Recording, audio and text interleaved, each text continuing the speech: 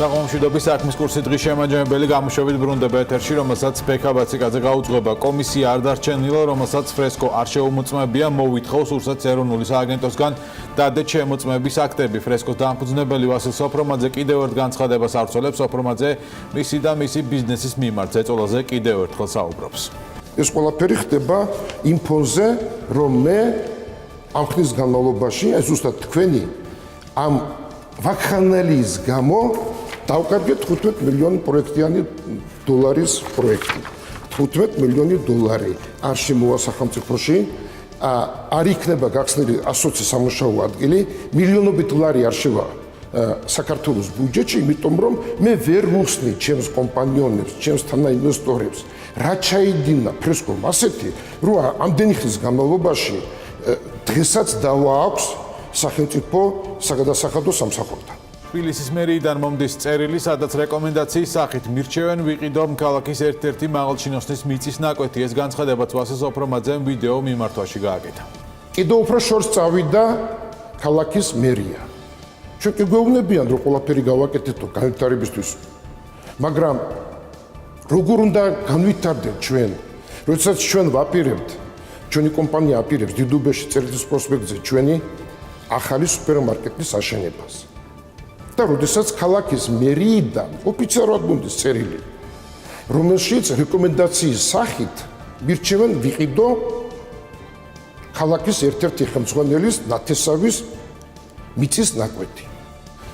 კახეთს შესაძლოა თამბაქოს მასობრივი მოყვანა დაიწყო. ამის შესახებ განცხადება მაჟორიტარმა დეპუტატმა ქართული ოცნებიდან გურამ მაჭარაშვილმა გააკეთა. ის ამბობს, რომ პროცესის საწყის ეტაპზეა და ჯერ მოკვლევა უნდა ჩატარდეს, თუმცა ცნობილია, რომ თუ კი თამბაქოს მოყვანის საკითხი გადაწყდება, პროცესში თანამონაწილე იქნება სახელმწიფო. რამდენად რეალურია თამბაქოს კულტურის აღდგენა, როცა შესაბამისი ინფრასტრუქტურა მთლიანად განადგურებულია. ლაგოდეხ ყვარელის მაჟორიტარი დეპუტატი გურამ მაჭარაშვილი გვერდება ეთერში სასაუბროდ. საღამოშვიდობის ბატონო გურამ, მადლობა რომ ხართ ჩვენი გადაცემის სტუმარი. დასაწყისში მინდა კითხოთ, ეს მხოლოდ იდეის დონეზეა ჯერჯერობით ეს პროცესი, რაიმე ტიპის კვლევა უკვე დაწყებულია ან შიდა ასე თქვათ კომუნიკაცია დაწყებული გაქვთ თქვენი პარტიის წევრებთან, უმრავლესობასთან და თვითმმართველობასთან.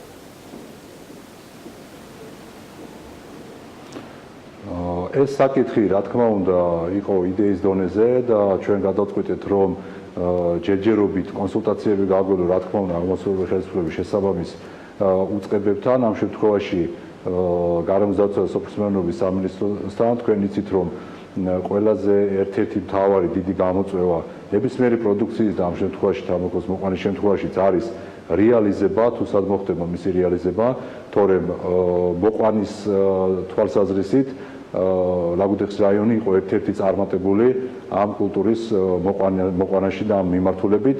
შესაბამისად ამ საორგანიზაციო თემებს და ზოგადად ბაზრის კვლევას სჭირდება გარკვეული პერიოდი და ჩვენ ამ ეტაპზე ამ დასაწყის ეტაპზე ვართ მხოლოდ, ანუ მაქვს კომუნიკაცია სამინისტროსთან და ვცდილობთ, რომ რა ტიპის კომუნიკაცია ბატონ გურამ სამინისტროსთან, მაგალითად განხმაურება აღორძინების პროგრამა, რომელიც დაიწყო, მსგავსი ტიპის პროგრამის ამოქმედება ხო არ იგეგმება თამბაქოს ნაწილშიც?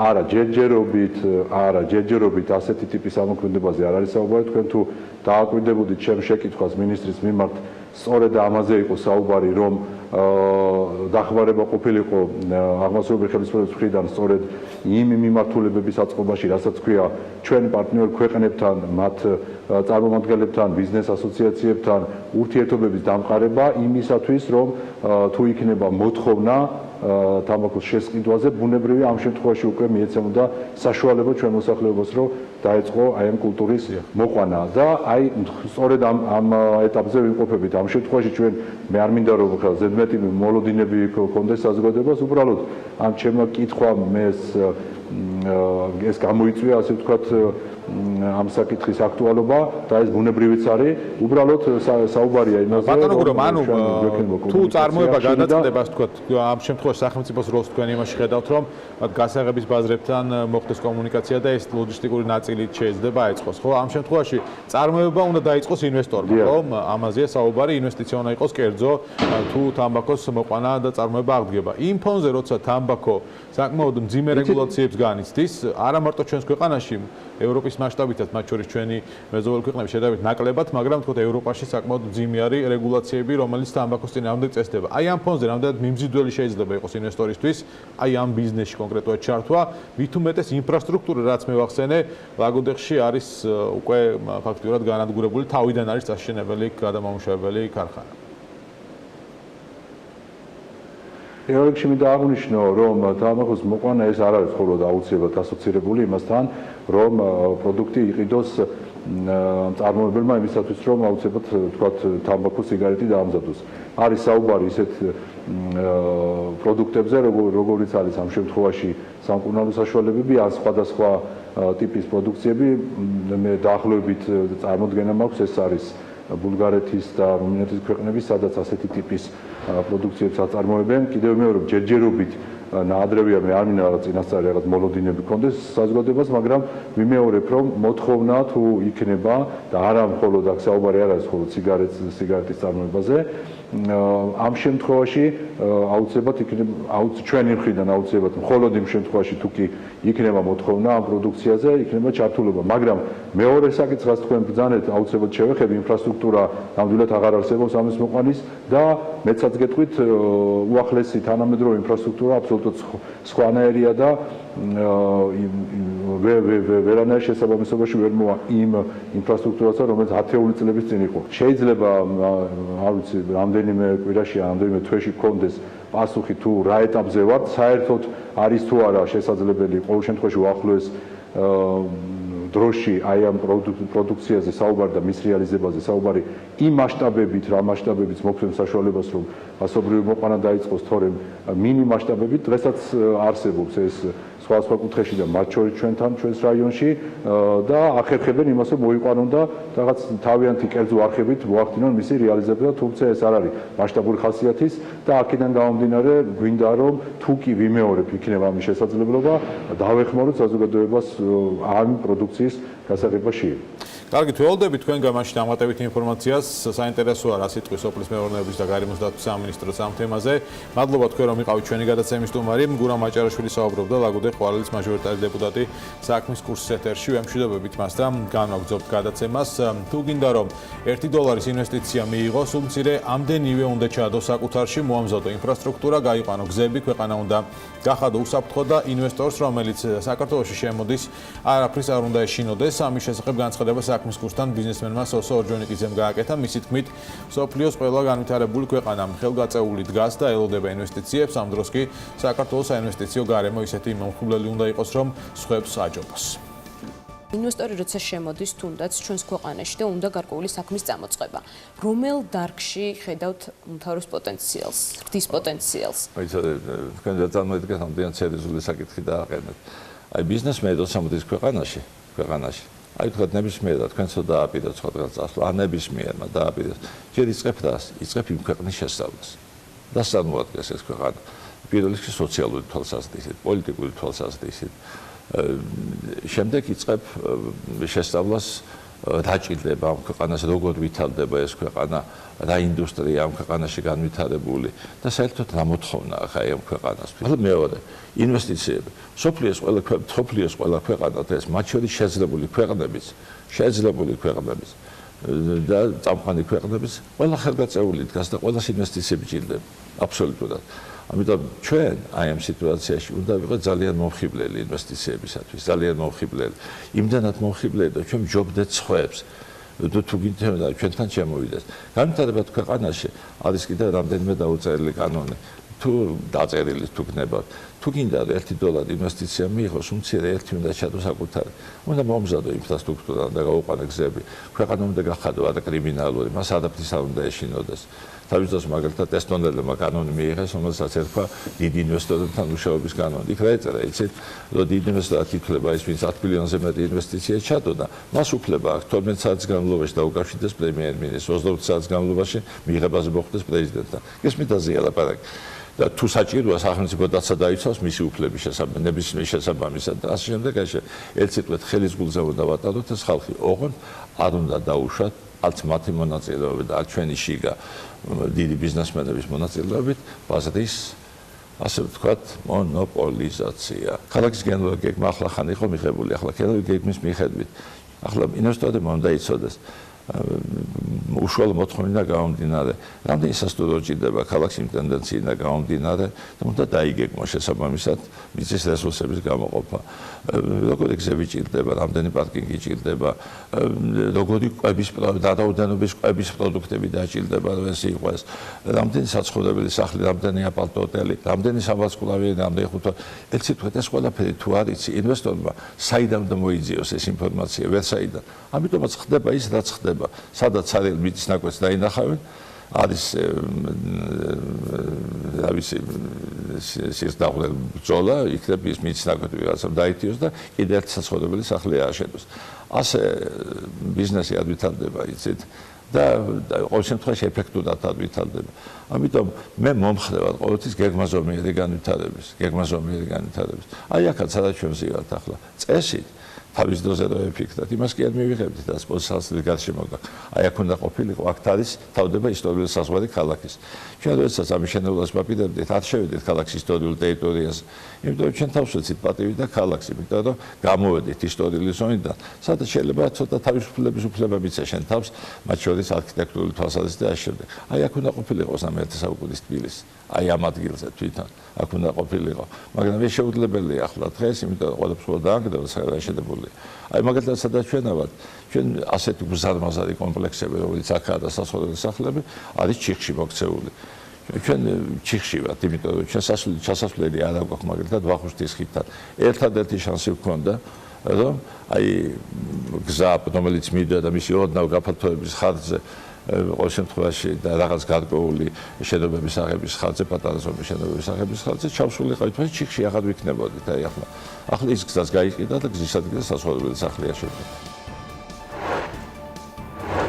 საქართველოს ბანკმა განათლების ხელშეწყობის მიზნით ახალი საგანმანათლებლო პლატფორმა ბოეჯი შექმნა, სადაც თავმოყრილი იქნება ინფორმაცია სასტიპენდიო პროგრამებზე, ონლაინ და ფიზიკურ სასწავლო სივრცეებზე სტუდენტებისა და აბიტურიენტებისთვის. ბანკმა ასევე იმპაქტ ჰაბ თბილისთან ერთად ახალგაზრდა სოციალური მეწარმეობისთვის სპეციალური კონკურსის Social Impact Awards-ის 2019-ზე განაცხადების მიღება დაიწყო. პროექტი რამდენიმე წელია საქართველოს ბანკის დახმარებით ხორციელდება და ის ფინალისტებისთვის სოციალური მეწარმეობის საერთაშორისო სამიტზე დასწრებას და სტარტაპების განვითარების ხელშეწყობას ითვალისწინებს.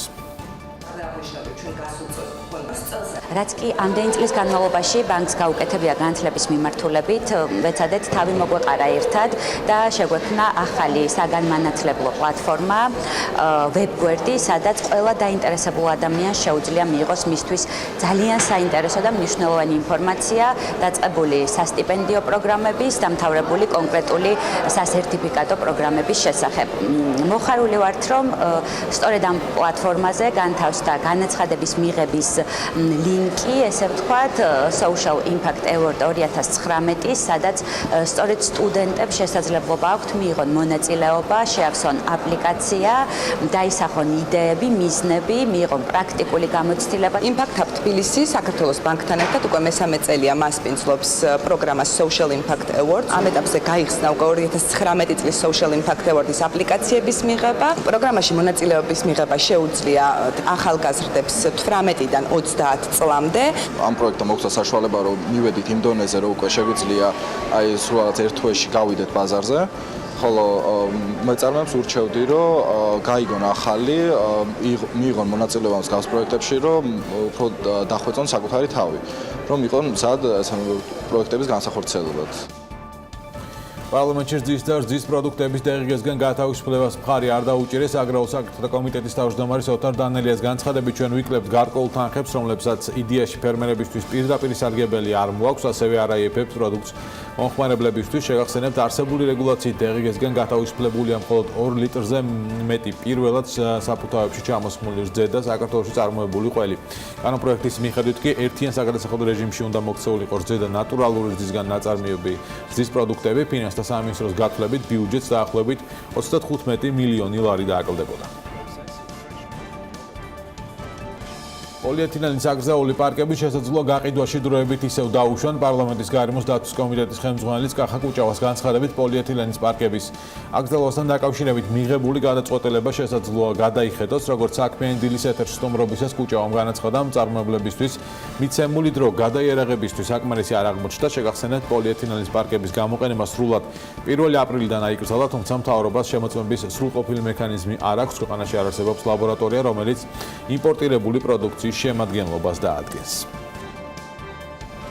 საქართველოში წიაღის სექტორში წელს 200 მილიონი დოლარის ინვესტიციის მოზიდვას მოგეგმავთ. წიაღის სექტორში ჩვენ ეკონომიკისთვის ერთ-ერთი ყველაზე მნიშვნელოვანი სფეროა და არა მარტო დასაქმების, არამედ ინვესტიციების მოზიდვის და ექსპორტის თვალსაზრისითაც. ამის შესახებ გიორგი ქობულიამ წიაღის სექტორში მოქმედი კომპანიების წარმომადგენლებთან შეხვედრისას განაცხადა.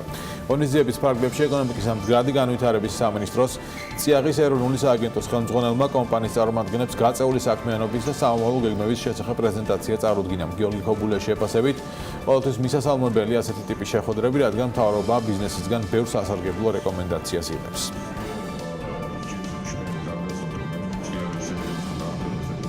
ჩვენ სადღაც 200 მილიონ დოლარზე უცხოური პირდაპირ ინვესტიციების მოზიდვას გეგმავთ ამ სექტორში წელს და ექსპორტი უნდა იყოს სადღაც 600-დან 700 მილიონ დოლარამდე.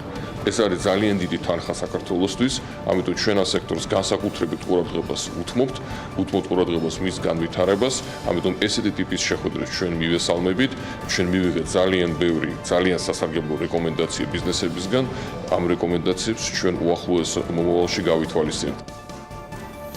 წყალს მართვის მოწმობაზე ქულები ვიდეო ჯარიმებითაც დააკლდება. შინაგან საქმეთა სამინისტროს უკვე მომზადებულ აქვს ცვლილებათა პაკეტი, რომლის მიხედვითაც ვიდეო კამერების მიერ დაფიქსირებული სამართალ დარღვევა მართვის მოწმობაზე მიბმულ ქულათა სისტემაზეც აისახება. როგორც IPN შინაგან საქმეთა მინისტრის მოადგილემ ნინო ჯავახაძემ განუცხადა, კამერებით მძღოლის იდენტიფიცირება არ მოხდება და სამართალ დარღვევის დაფიქსირების შემთხვევაში ქულები მართვის მოწმობაზე იმ პირს ჩამოაკლდება, ვის სახელზეც იქნება რეგისტრირებული ავტომანქანა. კამპანია, რომლის ფარგლებშიც თბილისსა და რეგიონებში დამტვრეული მანქანების ინსტალაციები დამონტაჟდა, შინაგან საქმეთა სამინისტრომ განახორციელა, როგორც შინაგან საქმეთა მინისტრმა გიორგი გახარიამ აღნიშნული კამპანიის პრეზენტაციისას განაცხადა, მისი მიზანი საზოგადოების წევრების კომფორტის ზონიდან გამოყვანა, რათა საგზაო უსაფრთხოების კუთხით არსებული გამოწვევა რეალურად შეფასდეს. შეგახსენებთ, კამპანია მეტი სიცოცხლისთვის რამდენიმე დღის წინ დაიწყო, რომლის ფარგლებში თბილისსა და რეგიონებში დამტვრეული ავტომანქანების დროებით ინსტალაციები მოეწყო, გამოჩნდა ბანერები და დამზადდა შესაბამისი ვიდეო რგოლები. შინაგან საქმეთა სამინისტრო ინოვაციურ ავტომობილის ნომრის ამომცნობ მობილურ სისტემებს ნერგავს. სამინისტრომ საგზაო უსაფრთხოების სიტუაციის ანალიზის 2019 წლის სამოქმედო გეგმა წარადგინა. ახალი სისტემების საშუალებას მისცემს საპატრულო პოლიციის ეკიპაჟს ადგილზე გამოუვლინოს სხვადასხვა კატეგორიის რისკის მქონე მძღოლები და პრევენციული ხასიათის მატარებელი საპოლიციო ქმედების ფარგლებში გადაამოწმოს ისინი. ამავდროულად სამოქმედო გეგმის ფარგლებში ცვლილებები გეგმება ადმინისტრაციულ სამართალდაღოვათა კოდექსში, რაც სანქციების გამკაცრებას გულისხმობს. 2019 წელს ტურიზმის ეროვნული ადმინისტრაცია მარკეტინგული კამპანიებისთვის 16 მილიონ ლარს გამოყოს, თუმცა ტურიზმის ეროვნული ადმინისტრაციის ხელმძღვანელი მარიამ ქრევიშვილი BMG-სთან საუბრის კითხვაზე ჯამური თანხიდან რა წილი იქნება რუსეთის ბაზრისთვის გათვლილი ვერ ასახელებს. წლის განმავლობაში ძალიან ბევრი მიმართულება ემატება და იცვლება, არც ერთ ბაზარზე კონკრეტულ ბიუჯეტს არ გამოყოფდი, განაცხადა ქრევიშვილმა. მორიგი მცდელობა მცხეთის განვითარებისთვის ახალი დოკუმენტის მოსამზადებლად ამჯერად ქალაქის გენერალურ გეგმაზე და მასთან დაკავშირებულ სხვა პროექტებზე კომპანია აკოლისი იმუშავებს. დავალების შესრულებაში ქალაქ გეგმარებლები მუნიციპალური განვითარების ფონდისგან 1.8 მილიონი ლარს მიიღებენ. ქალაქის მომავალი განვითარება იუნესკოს სტანდარტებს უნდა დაეფუძნოს, რაც ცვლილებებია მოსალოდნელი მცხეთაში. ამის შესახებ დავით ჯალაღონია საუბრებს დავით საღამომშვიდობის. საღამომშვიდობისა, ეს მცხეთის გენგეგმაზე მომუშავე ამხანაგობა აკოლისის თავმჯდომარესთან პირველი სატელევიზიო ინტერვიუა. აკაკი ზერეკიძეს ვესაუბრეთ ხედვებზე, თუ როგორ წარმოუდგენია მას და მის გუნდს ამ ქალაქის განვითარება იმ ტექნიკური დავალების მიხედვით, რაც მათ მუნიციპალური განვითარების ფონდისგან მიიღეს. პირველ რიგში, ქალაქ გეგმარებელი აღნიშნავს, რომ მთავარი პრინციპი ერთის მხრივ კულტურული მემკვიდრეობის დაცვა და მეორეს მხრივ მოსახლეობის ინტერესების გათვალისწინებაა. რა ადგილი აქვს ამ ორ ინტერესს შორის ეკონომიკურ განვითარებას? აკაკი ზერეკიძე განსაკუთრებულ ყურადღებას ტურიზმს უთმობს და აღნიშნავს, რომ სასტუმროების ქსელი მცხეთაში განვითარებული კარგად არ არის, ისევე როგორც სარეკრეაციო სივრცეები, რასაც ახალ გენგეგმასა და სხვა თანმდევ დოკუმენტებში ყურადღება დაეთმობა. ნებისმიერი ვიზიტორი, რომელიც საქართველოს ჩამოდის და საქართველოს ტურისტული კუთხით უყურებს, არ არსებობს რომ მცხეთაში არ ჩავიდეს ხოლმე, თუმცა ეს ვიზიტი გრძელდება 1 დღე ან მაქსიმუმ თქვათ შეიძლება 2 დღე. პირდაპირ ვიტყვით რომ მართ სასტუმროების დიდი ქსელი არ არსებობს მცხეთის აგლომერაციაში, იგულისხმება თბილისი, რუსთავი, გარდაბანი, აი ამ არეალში ფაქტობრივად იმდენად არის ურბანიზებული მთელი გარემო, არ გვხვდება სივრცე, სადაც შესაძლებელია ფესტივალების პირობითად გამართვა, სადაც შეიძლება საპიკნიკეთ ან ოჯახების დასასვენებელი სივრცე რომ იყოს. რაც შეეხება ადგილობრივ მოსახლეობას და მათ ინტერესებს. აქ ერთ-ერთი პრობლემური საკითხი სამთავროს მონასტრის მიმდებარედ გასხვისებული ტერიტორიებია, ასევე ის მიწის ნაკვეთები, რომლებიც კულტურული მემკვიდრეობის დაცვის არეალებში ექცევა. აკაკი ზერეკიძე ამბობს, რომ ის და მისი გუნდი ხალხზეა ორიენტირებული, თუმცა ამ კონკრეტული საკითხის გადაწყვეტის გზებზე ახლა საუბარი ნაადრევია. ჩვენ ორიენტირებული ვართ ხალხზე, იმიტომ რომ მცხეთა თვითონ არ არის შენობების რაღაცა ჯგუფი, არამედ არის ადამიანები, რომლებიც ცხოვრობენ და მათი წინაპრები ცხოვრობდნენ და ასე შემდეგ. აქედან გამომდინარე, სწორედ პროფესია, რომელსაც ვემსახურებთ ჩვენ, ეს არის ინტერესთა შეჯერების საკითხები. პირდაპირ ვიტყვი, რომ დაგეგმარების პრინციპებიდან გამომდინარე, კონკრეტული საკითხების გაჟღერება დღევანდელ დღეს, როცა პირველ ეტაპზე ვართ, არ არის მართებული ჩემს მხრიდან. ვის მიერც არის გაცემული ამ შემთხვევაში სახელმწიფოს მიერ ტერიტორიების სახელმწიფოს სრულისაგანად უნდა იქცეს და რა თქმა უნდა სახელმწიფო კონსტიტუციიდან გამომდინარე უნდა იქნას ყველა ადამიანის უფლება დაცული. აღსანიშნავია, რომ გენერალური გეგმა მცხეთის განვითარებას 10 წლიან პერსპექტივაში უყურებს. ამიტომ, როგორც აკაკი ზერეკიძე განმარტავს, კონცეფციაში, რომელსაც ის საჯარო განხილვისთვის წარმოადგენს, ქალაქზე საუბარი აწმყო დროში იქნება. მაგალითად, დოკუმენტში 10 წლით ადრე წავიკითხავთ, როგორი სატრანსპორტო ქსელი ან ტურისტული ინფრასტრუქტურა უნდა იყოს 2030 წელს. ერთ-ერთი სიახლე ხელისუფლების სათანადო ნების შემთხვევაში სწორედ სატრანსპორტო სისტემას ეხება. აქ რაიმე სახის ტრანსპორტით რუსთავის, თბილისის და მცხეთის აგლომერაციის დაკავშირება იგულისხმება. შეგახსენებთ, რომ ამ თემაზე თბილისის გენგეგმაშიც არის საუბარი. ჩვენ შევეცდებით, რომ 2030 წელს მოწესრიგებული იყოს ინფრასტრუქტურა, იყოს რეკრეაციული სივრცეები, ინფრასტრუქტურა იყოს მოწესრიგებული ძეგლების გარშემო. კიდევ ერთი მნიშვნელოვანი საკითხი იქნება ჩემი აზრით სატრანსპორტო თვალსაზრისით კავშირები, რომელიც ხედვაში ჩაიდება. რომ წარმოვიდგინოთ, ეხლა მცხეთაში თბილისიდან რომ მოხვდეთ ამ ნაკადით საავტომობილო პირადი ავტომობილი, ანუ სადღაც სამარშრუტო ხაზი ან მატარებელი პირობით. ძალიან რთულია, ძალიან ახლოს არის მოხვედრა. აქედან გამომდინარე იდეა არის, ოღონდ ეს ამ პროექტის ნაწილში, რა თქმა უნდა, შეზღუდული ვართ, მაგრამ ესეთი კონცეპტუალურ საკითხებსაც შეიძლება შეითავსოს, რომ იყოს ვთქვათ მიწის ზედა რაღაც ტრანსპორტი. რაც შეეხება მცხეთაში მიწების გასხვისებასა და მშენებლობებთან დაკავშირებით მოქმედ მორატორიუმს, რომელშიც ცვლილებები 1 მარტამდე იგეგმებოდა. ჩვენ საქართველოს კულტურული მემკვიდრეობის დაცვის ეროვნულ სააგენტოს დავუკავშირდით, სადაც გვითხრეს, რომ სააგენტომ ინფრასტრუქტურის სამინისტროსა და იუნესკოსთან შეთანხმებით ცვლილებების პროექტი უკვე მოამზადა, თუმცა ამ პროექტზე თავად მცხეთის მუნიციპალიტეტს აქვს შენიშვნები. ამ დროისთვის უცნობია, როდის შეთანხმდება ყველა მხარე ამ საკითხზე. როგორც იცით, მორატორიუმში ცვლილებებს მცხეთის მოსახლეობის ის ნაწილი განსაკუთრებით ითხოვს, რომელთაც საკუთარ ტერიტორიებზე სავაჭრო დახლების განთავსება ან თუნდაც საოჯახო სასტუმროების განვითარება სურთ. ბექა მადლობა დათო ჯალავანიას. საქმის კურსი დღეს ამით დასრულებულია. მადლობა თქვენ ყურადღებისთვის. ხოლმე დღემდე ნახვამდის.